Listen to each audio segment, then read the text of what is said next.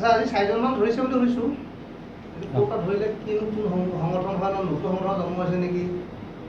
আচ্ছা, যোৱা 31 তাৰিখে মানে এই জুলাই মাহৰ 31 তাৰিখে আমি এটা ইনফৰমেশ্যন পালোঁ যে দলদলি অঞ্চলত, আমাৰ ডিফু থানাৰ অন্তৰ্গত ধনশিৰি OPৰ আণ্ডাৰত যিটো দলদলি অঞ্চল আছে, তাতে কিছুমান অস্ত্ৰধাৰী যুৱকে কিছুমান তাৰে লোকেল মানুহক আজি কিছুদিন ধৰি পইচাৰ ডিমাণ্ড দি আহিছে।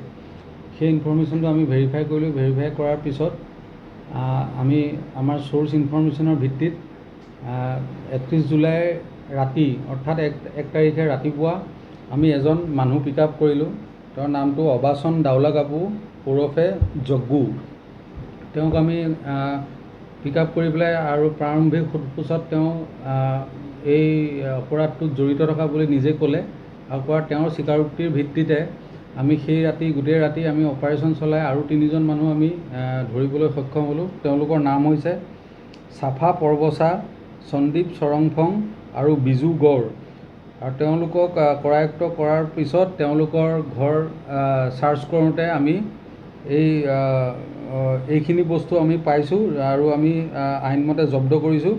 এটা 12 ব'ৰ ফেক্টৰী মেড SPBL গান আৰু এটা আৰ্মি কালাৰ কেমোফ্লেজ জেকেট, 4টা মোবাইল ফোন, এখন মাৰুতি গাড়ী, নগদ ধন 7,160 টকা আৰু এখন মটৰচাইকেল আমি তেওঁলোকৰ পৰা জব্দ কৰিবলৈ সক্ষম হৈছোঁ। আৰু এইখিনিতে এটা কওঁ যে যেতিয়া আমাক ইনফৰমেশ্যনটো দিছিলে তেতিয়া আমাক কৈছিলে যে FIR আমি তেনেকৈ আমি পাইছিলোঁ যে যিকেইজন যুৱকে গৈ পেলাই টকা ডিমাণ্ড দিছে বা মানুহখিনিৰ লগত কথা পাতিছে, তেওঁলোকে সামৰিক পোছাক পিন্ধি গৈছিলে। আৰু এই কেছটোত আমি এটা সামৰিক পোছাক, আৰ্মিৰ জেকেট এটা আমি জব্দ কৰিবলৈ পাইছোঁ আৰু আমি কেছটোৰ তদন্ত আগবঢ়াই লৈ গৈ আছোঁ।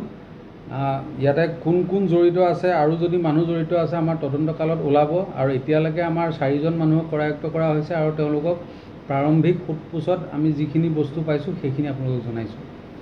তেওঁলোকে ডিমাণ্ড কৰোঁতে কোনো সংগঠনৰ নাম লৈ ডিমাণ্ড কৰা নাই অথবা কোনো লেটাৰ পেড লৈ ডিমাণ্ড কৰা নাই। তেওঁলোকে মৌখিকভাৱে ডিমাণ্ড কৰিছিলে। বিভিন্ন জেগাত আজি কিছুদিন আগত আমাৰ ডিফুৰ থানাৰ ওচৰৰে এটা নীলালুং ৰেলৱে ষ্টেচনতো কোনোবা মানুহক ডিমাণ্ড দিছে বুলি আমি পাছত খবৰ পাইছোঁ আৰু সেই কামটোতো এওঁলোকে জড়িত থকা বুলি আমি সন্দেহ কৰিছোঁ। মানে ধনশিৰি বুলিও আছে। মই যিটো ৰেলৱে ষ্টেচনৰ কথা ক'লোঁ সেইটো আপোনাৰ এই বৰলাংফাৰৰ ওচৰৰ নীলালুং ষ্টেচনৰ ওচৰতো আজি কিছুদিন আগত তেনেকুৱা ধৰণৰ ডিমাণ্ডৰ ঘটনা এটা পোহৰলৈ আহিছিলে। আৰু সেই ঘটনাটোতো এতিয়া আমি প্ৰাৰম্ভিক কালত তদন্তত আমি পাইছোঁ যে এওঁলোকৰে মানুহ জড়িত হৈ আছে। সেইটো আমি তথ্যখিনি এতিয়া আমি উলিয়াবলৈ দিছোঁ, নামবোৰ ভেৰিফাই কৰিবলৈ দিছোঁ। যদি লিষ্টেড কেডাৰ হয় আমি গম পাই যাম। কোনোবা যদি প্ৰাক্তন সংগঠনৰ লিষ্টেড কেডাৰ হয় আমি ভেৰিফাই কৰি পেলাই তেতিয়া গম পাম, তেতিয়া জনাব পাৰিম। তেওঁক এনেই বিভিন্ন জেগাত দিছে ডিমাণ্ডটো, কিন্তু প্ৰায় 7 লাখ 8 লাখ মান টকা ডিমাণ্ড দিছিলে বুলি তেওঁলোকে আমালৈ অভিযোগ আহিছিলে। হয় হয়। এই 4জন যে ধৰা হৈছে